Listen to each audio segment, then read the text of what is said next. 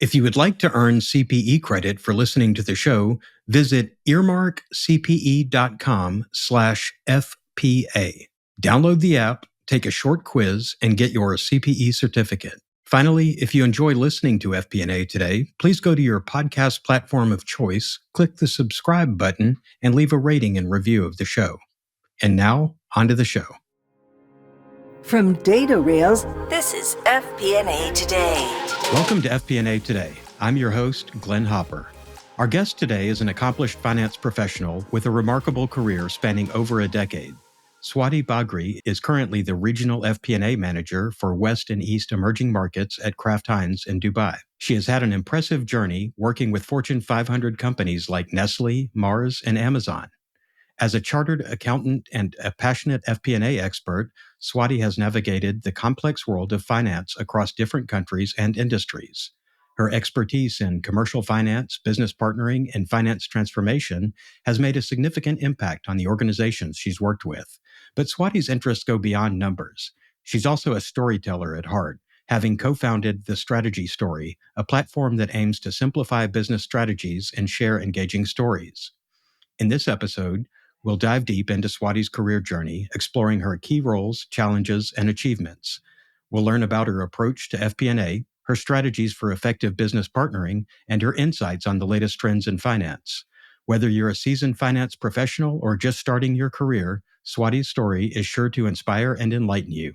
So let's welcome Swati Bagri to FP&A Today. Good day, Swati. How are you?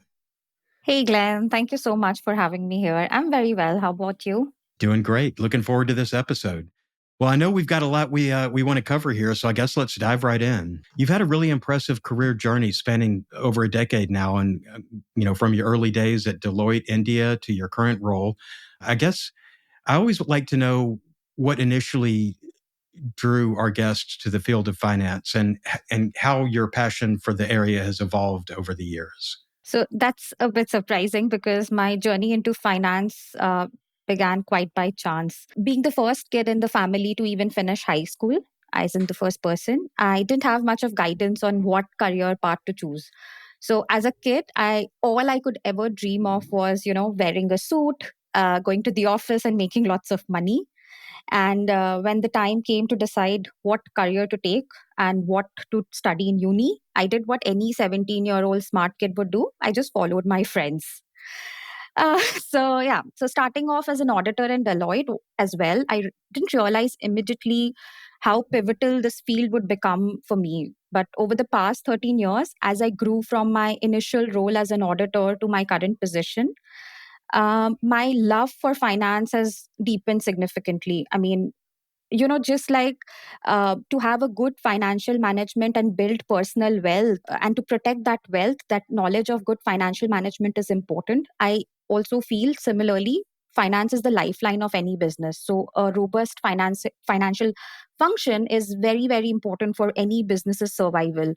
And that over the years is what I've tried to do. I've tried to explore different functions of finance, which has definitely sort of helped shape my career trajectory. And then my role also has evolved from basic financial management and auditing to more strategic planning, which has actually helped drive business transformation in these organizations that I've worked for. And that's something that also excites me on a day-to-day basis. So yeah, that's what I want to do for the rest of my life. So finance it is. That's great. That's great. It's funny how many people I talk to that didn't necessarily set out to do this, but then once you get into it, you kind of fall in love with it and just realize that this is where your career is going to be. In your career, you've been with some impressive companies, Fortune 500 companies in the FMCG sector. Your background after Deloitte, going to Nestlé and Mars and now Kraft Heinz. So you've seen practices at these largest companies. And I'm wondering, what do you think it is that sets these organizations apart in terms of their financial management practices? And what have you learned from being at such large companies? If I were to just point out common denominators across these organizations, I could bring them down to three.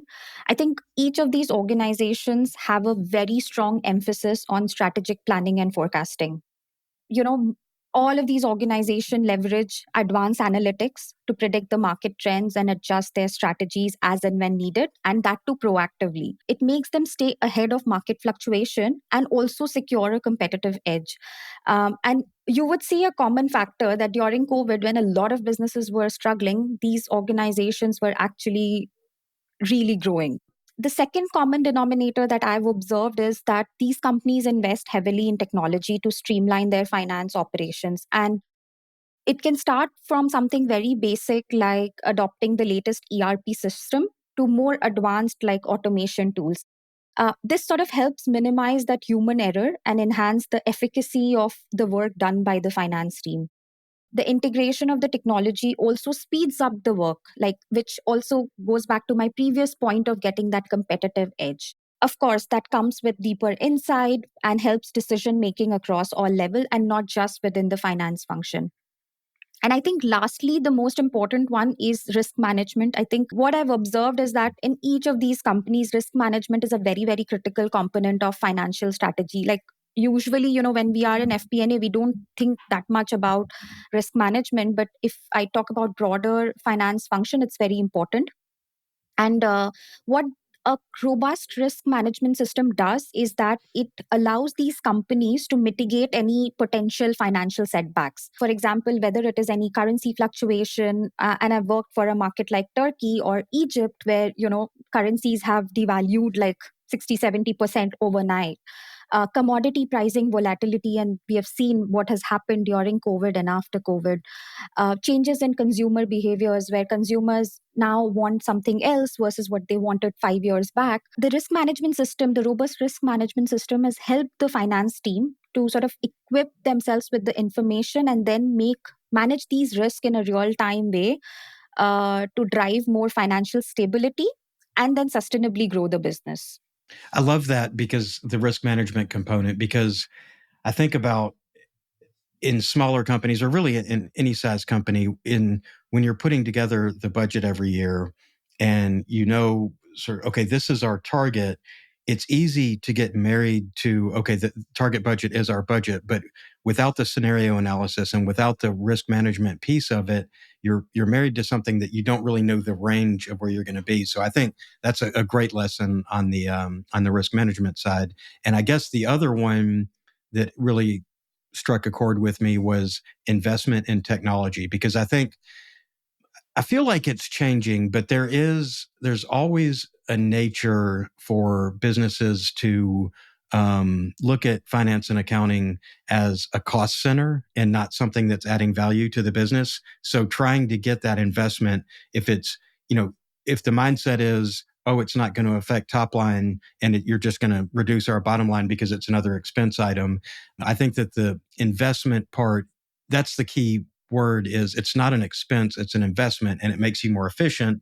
And when you're not spending your time doing, the kind of the menial tasks and the data entry, and instead you're focused on adding that value, that you're able to actually show how you're more than just a cost center to the organization. So would you say that technology in your time in the industry has helped you be able to provide more value? Oh, absolutely. I think I have seen that change happening in the last 10 years. And, this actually reminds me of a study that McKinsey did about one of the key things that CFOs now are focusing on, and it's actually finance transformation.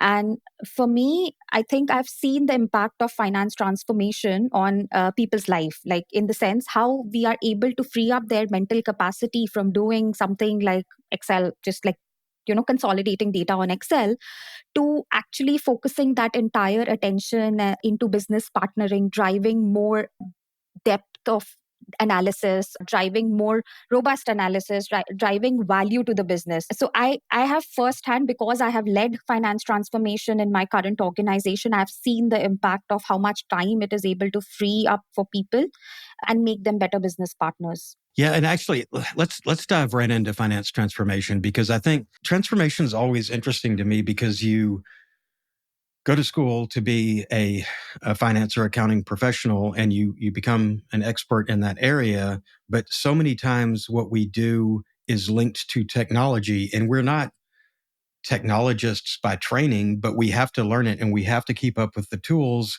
But we're also, as finance and accounting people, I think we're inherently risk averse. So transformation is big. It's a change, and there is risk involved in the change. And I'm wondering, through your career and seeing these technology investments and going through finance transformation, what does that mean to you? And what are some of the key initiatives that maybe that you're currently leading or that you've led in the past, and your kind of learnings and takeaways you've taken from those? It's so interesting you ask, because whenever I tell anybody that I have led finance transformation, people ask, what is finance transformation? So, I have this effective one-line answer. It's all about effective use of technology to free up people's time.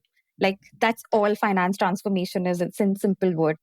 I mean, essentially to me, it means giving right resources to make people better business partner and drive more value. And that's also what future of finance is all about. So the faster we embrace it, I think the better professionals we can become. Now, coming to my role at Kraft Heinz, when I was doing finance transformation, I was leading initiatives around automation, the day to day work. How can we automate them using things like single source of truth, or creating various basic tools like VBA, like macros? How can we automate those processes? Those are very, very simple tools, like no coding required, no coding language required, no science, data science required. Other than that, of course, advanced analytics to sort of forecast the sales, forecast the trends, and all of that. And the funny thing is, it's not like, it's something new. I was working in Nestlé about 6 years back, and we were exploring predictive analytics then to forecast how much rain would happen and how much of that rain would impact my sales in the market. What happens if 1 degree of temperature rises? What happens to the sale of my chocolates? And things like that. So it's not something new, but of course, the focus has dramatically increased because companies have started to realize that that is the need of the hour. And personally, for me, having led a lot of these initiatives, I have seen that we've improved our reporting speed, we've improved our accuracy, we've become more agile, and it has helped us make better decisions. And lastly, we have democratized the data. Earlier, when I started out 13 years back, I saw a lot of the finance folks in the company would hide data from sales team. They would present only, let's say, a limited quantity of data or limited numbers that they wanted to present. And that never created partnership between different functions. And it is because of the democratization of the data through finance transformation, I see that there is more cohesiveness in the business. People are working together, functions are trying to achieve the common objective. And that's, for me, is like the best use case of finance transformation. I love what you said there. One, I want to talk more about democratizing data and business partnership. But before that, I love to hear you, because I've actually, when I was in retail, as you get more advanced in your FP&A skills, you love finding not just internal factors, but external factors, macroeconomic conditions, in your case, things like rainfall. And, depending on the business, everybody's going to have their own exogenous factors. And now that you have, that there's so much data available, you can know historical weather patterns for, for an area or whatever. And, it's based on all this data, you can change the forecast, or certainly in the consumer goods market, then inflation is going to impact sales and all that. So Yeah. I guess when you guys are doing your forecasting and budgeting, you're always bringing in these external data points. Do you have any other examples or thoughts on how you can improve models by bringing in this external data, not just the internal? Everything that we do, right, is for the consumers. So we need to take whatever the consumer wants. So, like, for example, market share data, getting like, how is the market responding to changes in price? How is the market responding to new product launches by different brands? What are the competitors doing? All of these informations are very, very critical when we build our financial models. Other than that, I think what's happening to the global supply chain, how is the fuel price going to be? Because that really impacts your cost structure. That really impacts your margin eventually. What is going to be the commodity pricing? Is the crop, like the country where we get most of our crops from, is the crop cycle good? Is the harvest cycle good? Are we expecting any natural calamities because the countries currently, like for example, I am in Dubai, and the rainfall in one day, we had 1.5 year worth of rainfall. Who would have expected that? Of course, you cannot predict these things, but at least where you can get these information, it is always good to sort of plan all of these into our models. I'll give you another specific example of markets like Turkey and Egypt. We all know that it's sort of an hyperinflationary economy, especially Turkey, for example. uh, how can we anticipate looking at the past trends? How can we anticipate looking at like talking to people within the market, talking to different legal departments, etc.? What is going to be the expected rate, and build that into our forecast so that we don't get the currency impact at the end of the year. And these are some of the examples that, if built into the model, can help us become better prepared to, first of all, deliver the number, and secondly, to make a sustainable business, which is, I think, like what we are as finance function are supposed to do. I mean, you can't predict the sort of black swan events. You can't predict an economic crisis or COVID or, a year and a half of rain in one day. But when you do really embrace risk management and scenario analysis, you know that range. And then that sort of opens you up to, let's look at some dramatic event. And then if you have the model built and you know what you're factoring in there, you can check the impacts on it. Great advice on that. So the other part in your last answer that is always interesting to me, and I'm always trying to hear how other people do this, but you talked about business partnering. And I know you've had business partner roles at Amazon and Nestle. And I'm thinking, with that democratization of data and being able to build those relationships with the other departments, to have that two-way trust going back and forth, and where you are all kind of singing from the same sheet of music, where you have, this is our data dictionary, this is where we've identified our source of truth, we're all sharing information across the board. And that's very important. And to be an effective finance organization, you have to do that. So I'm wondering, what have you learned, or how do you approach building relationships with the non-finance stakeholders, and what strategies do you use to communicate? Because these are not finance people, so sometimes you have to communicate rather complex financial concepts effectively in order to keep that communication going. So how do you handle that? Look, I think one of the things that I've learned by experience is that I always try to put myself in somebody else's shoes. In the sense, if I'm talking to the sales folks, I always try to understand their objectives, their KPIs, what are they trying to achieve at the end of the year. Because most of the times, the communication gap stems from the fact that somebody else is trying to achieve something else, and while you are trying to achieve something else. So for me, I think what has worked is bringing both of us together to fight for the common objective. Of course, that plus clear communication, I don't like to hide. This is what it is. Let's work on the common objective together is always my stance. We are all trying to work for the same company and not two different companies. So we all have to ultimately achieve what's our value, what's our mission, and our numbers together. I also believe in simplifying financial data. Like if I go to somebody in a different function with my complex FP&A model, that person is never going to understand. I'm going to speak jargons that person is never going to understand. So simplifying that starts with one thing, and that's the tip I always give to anyone who comes to me. Start by coaching non-finance folk in finance. Like start with P&L. So anytime I meet a salesperson or a marketing person, I just ask, do you understand our P&L? Like, if not, can we just quickly go through it? People will usually say, yeah, I understand. But let's quickly go through it all over again so that I can, just explain the basics. When the person opposite to you understand the PNL, it makes the conversation so much more easier. A lot of times it's about the impact on the PNL that people are not able to understand, and that's why all the confusion, all the discrepancy, all the questioning happens. And I think these are a couple of things that has worked for me to become better business partner. And on a personal level, I always try to build that relationship outside of work as well. Like the coffee cooler conversations, the water cooler conversations, etc., are really, really helpful. So, finance team is always said that they work in silos. I like to break those silos, and I would go to the desk of a person and then sit with that person and just chat for 10 minutes. What's happening in the market? What are you doing? Are you facing any challenge? Can I help you with something?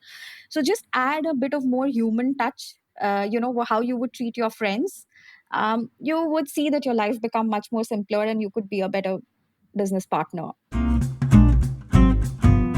FP&A Today is brought to you by DataRails, the world's #1 FP&A solution. DataRails is the artificial intelligence-powered financial planning and analysis platform built for Excel users. That's right, you can stay in Excel. But instead of facing hell for every budget, month-end close, or forecast, you can enjoy a paradise of data consolidation, advanced visualization, reporting, and AI capabilities. Plus game-changing insights giving you instant answers and your story created in seconds. Find out why more than 1,000 finance teams use DataRails to uncover their company's real story. Don't replace Excel, embrace Excel. Learn more at datarails.com. Hearing you talk about this, I think I can see now how it was a natural step for you. And we were talking a little bit about this before the show, and I know you've moved on from it, but I love the story of the strategy story. Tell us a little bit about the strategy story, which you co-founded in 2020. What the mission of Strategy Story was, and what inspired you to start it, and how that has, from before and then doing that and moving on, how that experience has influenced your approach to storytelling and communication in your career now, kind of before and after, and what you learned and what you wanted to bring to the market with the strategy story. Yeah, so that's a good question, Glenn. Ever since I was in my university and I got introduced to the world of finance, I loved reading about business strategy. That used to be my favorite subject. And I loved understanding the why behind the what, like whatever the company did, why did they do it?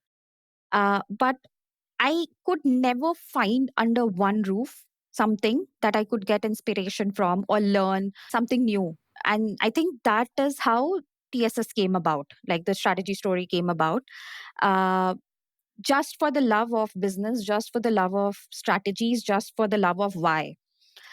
Initially, me and my co-founder actually took 1.5 months. I was into a full-time job, but so that's why we took this time to research about a lot of businesses, a lot of business strategy. We spoke to a lot of co-founders, who have startups in India, Middle East, France, because my co-founder was based out of France at that point in time.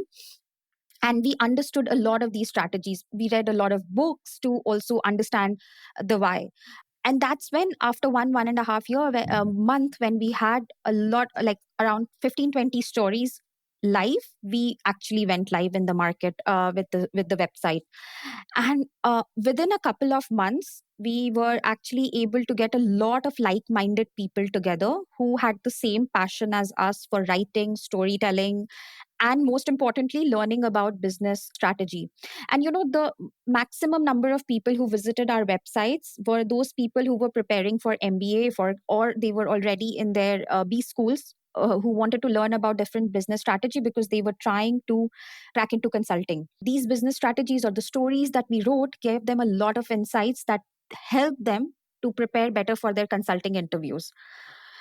Of course, overall, this definitely improved my communication in terms of expressing myself by writing and by also talking to people. When I was talking to different co-founders, when I was talking to people who were interested to know more about the strategy story and communicating them about our vision, our mission, that definitely helped with my communication, my storytelling skill. It broadened my perspective. I think I can bring better insight into my business, into the companies that I'm working for because of what I did. And then, of course, all that has sort of helped me become better business partner vis-a-vis a finance professional. I wonder, because I went and got an MBA, and then I went and got a master's in finance. And I think that the MBA was very key to kind of get the broader vision of the company, not just the finance.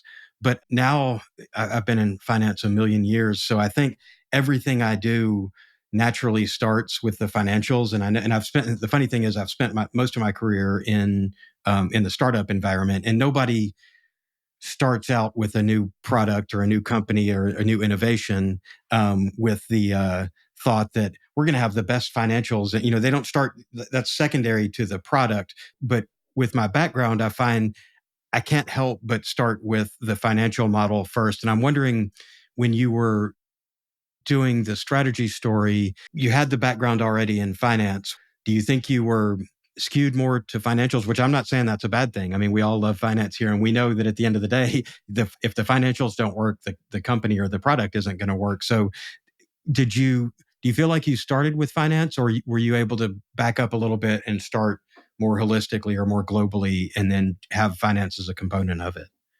That's the funny part. I did nothing in finance there. The whole idea of me to start something different was to step out of what I was doing. Like, I know finance is my bread and butter. That's what I'm going to do rest of my life. But when I'm doing sort of something that I'm passionate about, why limit myself? So I was reading about marketing strategies. I was reading about, or let's say, writing about marketing strategy. I was writing about sales strategy, supply chain strategy, whatnot.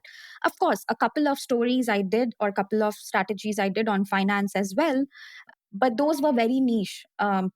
Like, I never knew that something called marriage insurance existed till the time I did strategy story. And no, it's not like for people who want to get a divorce, but but it's to sort of uh, if any mishap happens in during a wedding preparation, and Indian weddings are very, very extravagant, let's say there's a natural calamity or there is a fire or whatever, this insurance helps you to get compensated for that loss. I never knew that till I started this. So for me, if I knew something very interesting in the world of finance, that's where I would only deep dive, but I would not go for something which I would do anyways during my not natural course of my career.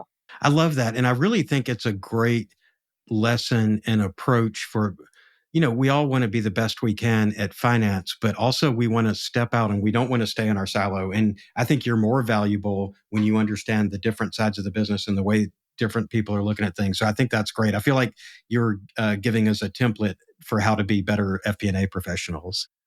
Back to finance, our favorite topic, though, you have this outside skill set and this outside approach that you use there, but your bread and butter in your day to day, and like you said, your passion is the FP&A. And I'm thinking about, you have a wide range of skills, but in the FP&A realm, whether it's business analysis or strategic planning or financial modeling, analytics, all that, how would you stack rank those, or what would you consider the most essential for success in FP&A and in commercial finance roles, and why?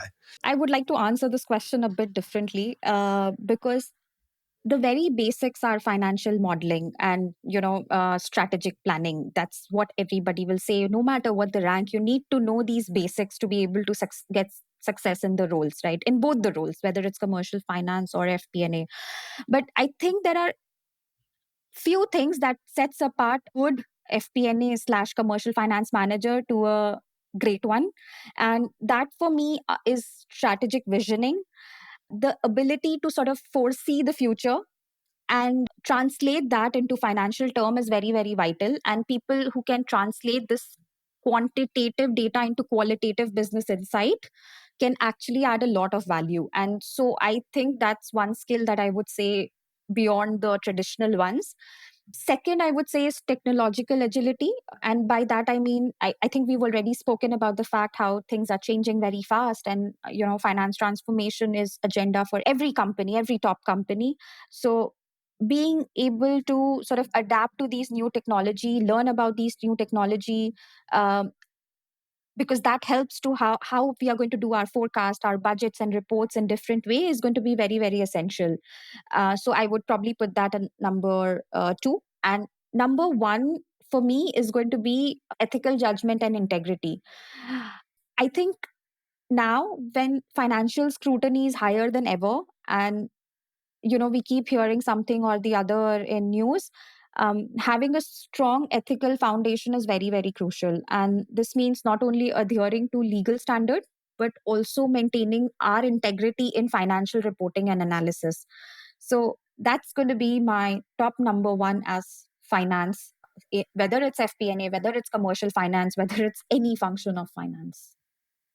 Yeah, that's great. And whether you're a public company signing off on the quarterly and annual reports, or if you're someone supporting that, it's knowing, it's black and white. There's no gray area Yeah.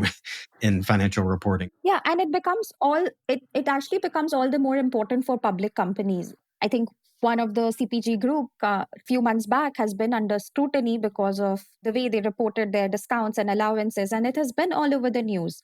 And as finance professional, it is our responsibility to have that ethics and morale to not let that happen, because we are sort of, let's say, guards for companies' financials. Yeah, absolutely.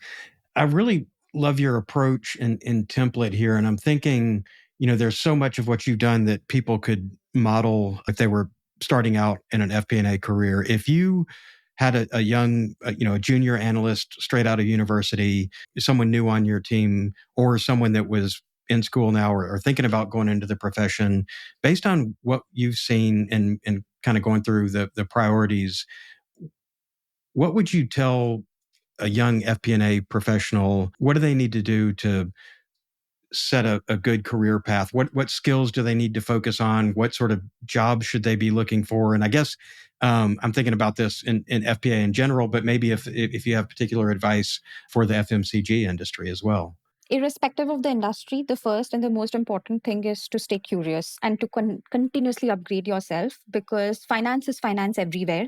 I've worked in e-commerce, I've worked in FMCG. Of course, the P&L structure can be a bit different, like, how you record the revenue and what are your COGS. But eventually, everybody looks at EBITDA, everybody looks at net profit, everybody looks at PAT, everybody looks at earning per share. So these, some of the metrics remains common, right? So finance is finance everywhere. But if you are curious, naturally curious, if you are ready to upgrade yourself, you will have a good career anywhere, like any company, any function, and more particularly in FP&A, because we've left those traditional ways of budgeting long back. Like we spoke about having scenario analysis. I don't think we were doing scenario analysis 20 years back. Nobody knew probably what scenario analysis was.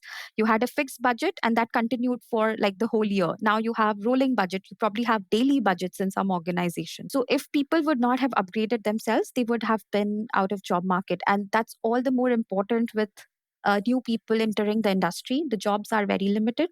There are already people sitting before you. So you need to be curious. You need to upgrade yourself to be better and better every day. Of course, second would be to develop those strong analytical skills. Like, start with Excel. Like, forget about advanced tool. You need to at least first master Excel, and then you can go about mastering those advanced tool like Power Pivot, Tableau, and all of that, because that will obviously give you an edge over, let's say, people who do not know these tools. And most of the organizations are moving towards these tools, so it's important that just stay ahead of the curve. And then lastly, I think the most important one for FP&A professionals specifically is to work on your communication slash storytelling skills. We might have like 10 Excel tabs or 50 Excel tabs in one file, but what people want to see is like 2 or 3 bullet points which conveys the key information, which conveys the key message, whether it's the current status or the future status. Additionally, what can we do? Okay, this is what it is. But to be able to provide that valuable insight that this is the current scenario, but if we do this, maybe we can improve our profitability by 1%, or we can reduce our cost by 1%.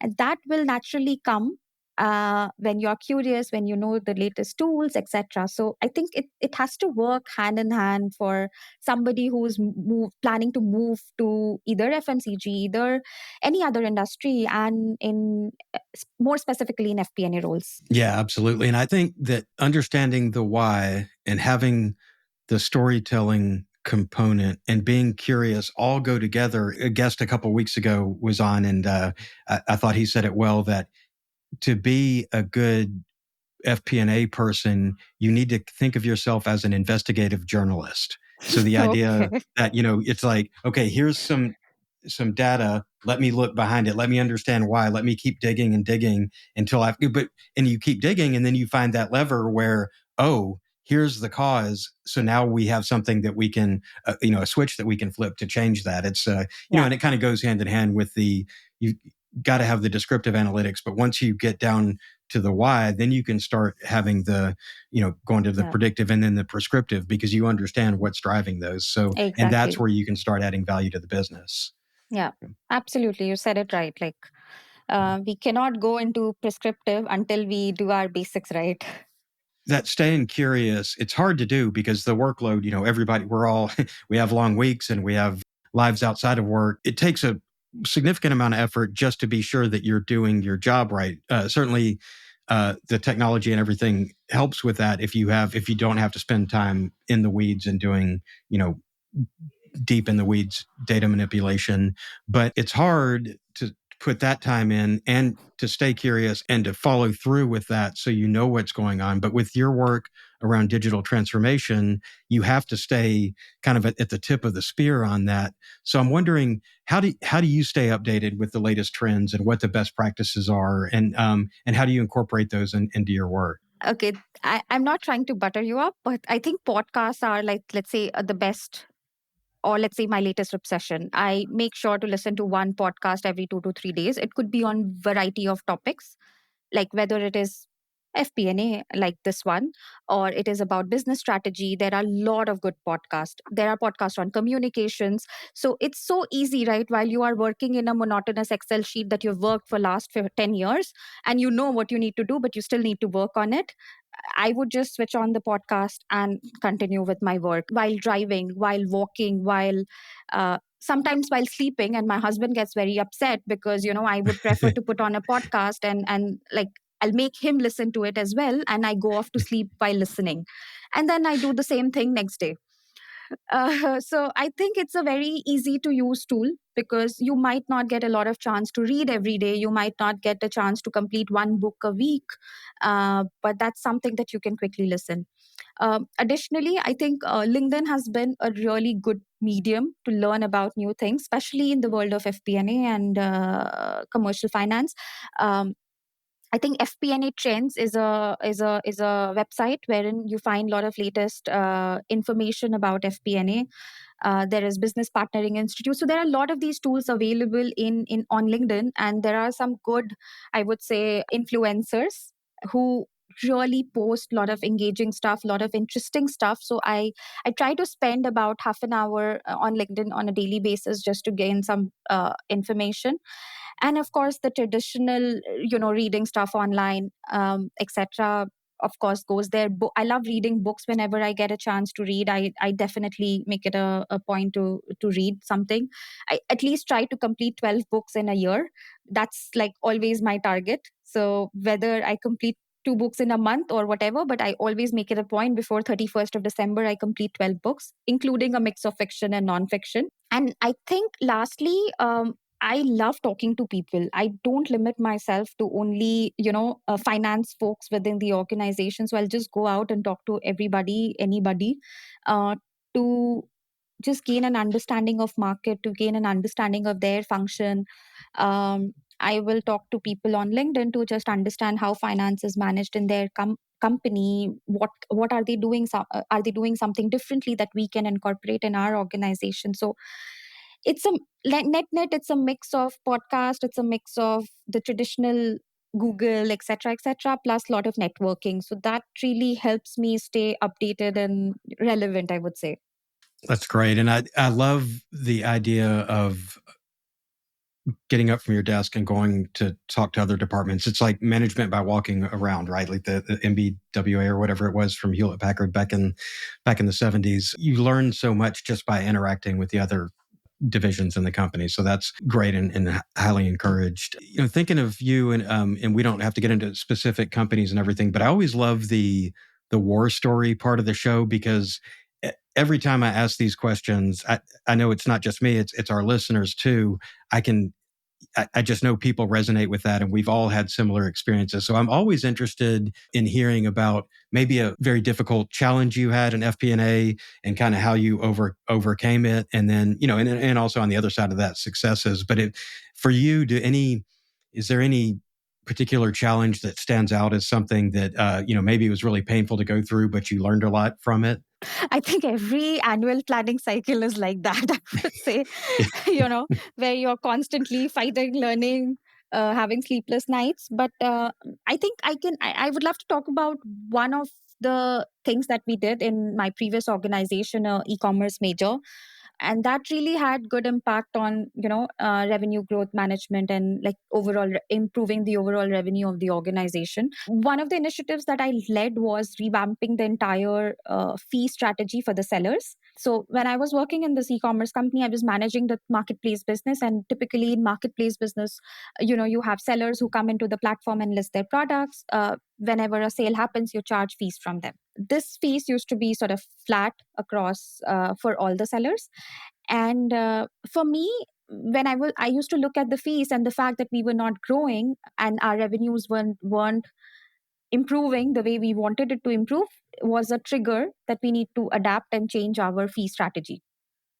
The project was not more about adjusting cost, but it was to create sort of a mutually beneficial fee structure so that sellers would come into our platform and be willing to sell.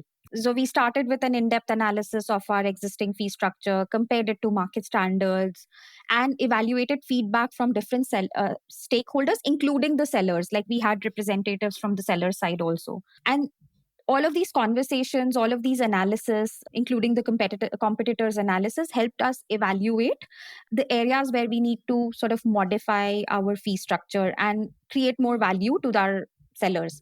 This also sort of helped us realize that we need to get these diverse perspective. Usually whenever we are planning any strategy, we are only thinking about internal consumers, but this time we decided to go out and seek some feedback from external consumers as well, and that we incorporated those external studies into our planning process. And it helped us introduce a tiered fee structure approach. Like depending on the quantity you sell, you pay a particular fee, and then if you increase more than that, then you pay a higher fee. So it's sort of like the taxes system. The people who earn less pays less tax, but the people who earn more pays more tax. So we introduced that into as a strategy to cater to different scales and different needs of the sellers, and it gave us a lot of flexibility. And the market share has been rising and rising, so I think overall it turned out well. But it was a bit of a challenge, no, a lot of challenge to get it accepted from the management, because anytime you change a strategy like this, it could have a potential impact on your revenue. It could have sellers leaving the platform, or I mean, let's say if I talk in a general term, it could have impact on your overall portfolio, your market share. So getting that buy-in was very, very difficult, but eventually we did what was right for the business and right for the partners. I love that, because it's not just, oh, I'm the finance person and I have this hunch I want to try out, because you can bring data to the argument, and it's data-driven decision making. And I think that is a perfect example of how FP&A can provide value to the organization. We're not just here to report on what's historically happened and to do our forecasts. We're taking this data and we're using it to help form business decisions. So I think that's a great story, and thank you for sharing. We are approaching the end of the program, and I do always like to, this is a good reminder for me and for our audience, that we are all people outside of our FP&A roles. And I know we could all sit around the water cooler and talk about this all day, every day. But I do always like to hear a little bit on the personal side. So we can all find you on LinkedIn and see your career. But what's something that maybe a lot of our listeners or a lot of people wouldn't know about you? I love adventure sports, but I'm very scared of water. So it's a bit counterintuitive, but yeah, I don't know how to swim, and I'm very scared of water. But if it has to do anything with jumping, from 50th floor, doing a bungee jumping and stuff like that, or jumping from the plane or whatever, I would love to do that, as long as it doesn't involve swimming. So have you done bungee jumping or anything like that? Yeah. Okay, I have. wow. So skydiving, have you done skydiving? I have, yes. Oh, wow. So my daughter, who's in college, just went skydiving a couple of weeks ago, and I found out. Well, she mentioned it to me, but as a typical dad, I was like, "Yeah, that sounds great," and I didn't internalize it and own it until she sends me a text right before she's about to jump out of the plane, and it's all it says is "See you on the flip side," and then it had a little emoji of someone Uh, parachuting, and I've never skydived, and I don't see myself ever jumping out of a perfectly good airplane. But as soon as she sent that, I realized she's jumping out of a plane. My palms started sweating, and I was nervous until I heard she'd got to the ground. But did you? That's it had to be an amazing experience. Is it something you would do multiple times? Would you go do it again, or have you done it multiple times? Look, financially, it doesn't make sense to do it multiple times, but Yeah, for the thrill of it, maybe one more time, I would say, yeah. Because it's freaking expensive. And to be honest with you, you don't really see anything when you jump. You really don't see anything. It's the pictures, of course, but yeah. I could see. I would just black out as soon as I went over the edge. Just I'm out. Just and just wake you me up could when we get actually to the do ground. that. You could just keep your eyes closed, and it'll not even be visible in the pictures because you will have glasses. Oh, So right. That's great. All right. I always love to hear this one. What is your favorite Excel function and why? look, I think I use index match a lot. That I would say that's sort of my favorite function because it gives a lot of flexibility.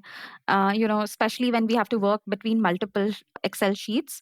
VLOOKUP, HLOOKUP doesn't really work, so index match provides that flexibility, and I just love that function. But additionally, I've started to use a lot more of XLOOKUP. I would say if I have to give a number two, I would say XLOOKUP is sort of my number two. Two very popular answers. I'm going to talk to the producer, Jonathan. We need to start keeping a tally. I want to see like because we get index match and that's probably the most common I've seen. But I want to see like a running scorecard for 2024 and see what feature ends up Yeah, winning. So because nobody is going to tell you control C, control V, like yeah. or control F. Yeah, that's great. So I guess the last question we always have: how can people connect with you? Look, I am very approachable on LinkedIn. I'm quite responsive, I would say, on LinkedIn. If people don't want to connect on LinkedIn, I'm also available on TopMate. I do have keep my mentorship sessions open. It's a very limited slot because obviously I also have limited time to provide these mentorship sessions. But I love interacting with people. So anybody looking to to move into the world of finance, have no clue how to do it, I love to talk to you. So yeah, these are two places I am reachable. And my email ID, if you need, is Swati Bagri 26 at the rate gmail.com. I'm even available there.